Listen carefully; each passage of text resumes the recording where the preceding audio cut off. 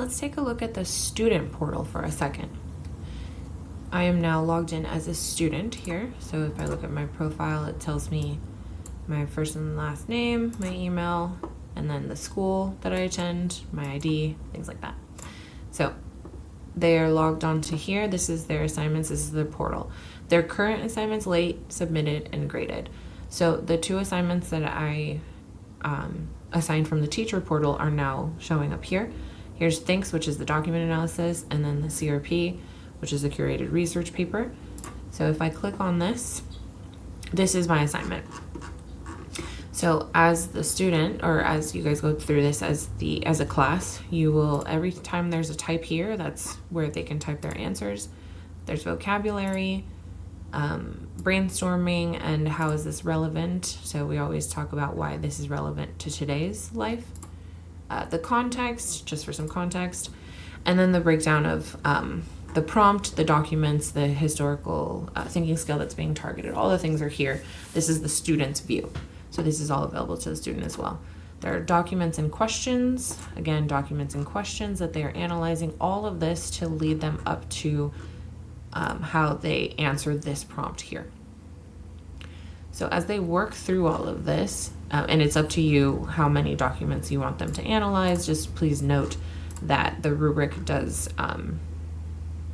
give points for text evidence, so they will have to use a certain number of documents, so just keep that in mind. But yeah, this is what the students see. I'd like to point out that there is a tool here. There's a tool here that helps them and you. So let's say I'm on document B and I'm reading through this as a student, and I say, oh my gosh, I don't know what this word is. So if I were to highlight this, see how it comes up with this box here? So if I have a question,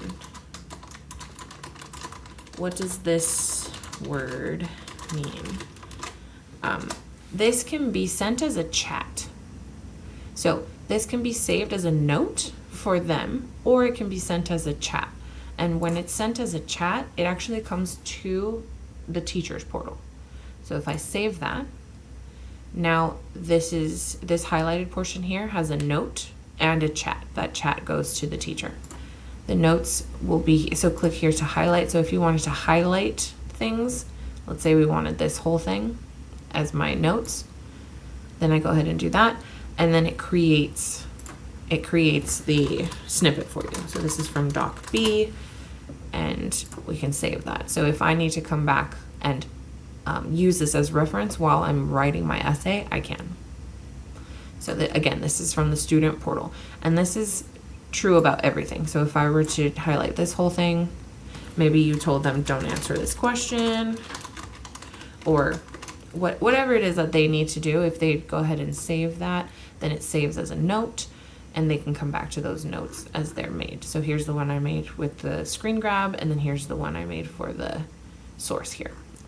So in order for them to start their essay, because this is kind of how they see it here, right? So to start the essay, they can do a couple of things. They can click the essay button here or start essay here. What that does is it opens this box and it has their essay prompt here. This is a little small, so we've created this to expand this so anything that they type in here will show up there as their answer to their essay. If that's too big, then we once again have put that here so that they can go back and reference the documents that they've already analyzed and answered the questions in order to reference them and cite them in their essay. So that's how that works on the student side. Let's say I'm ready to go ahead and write my essay. I'm going to go ahead and write that.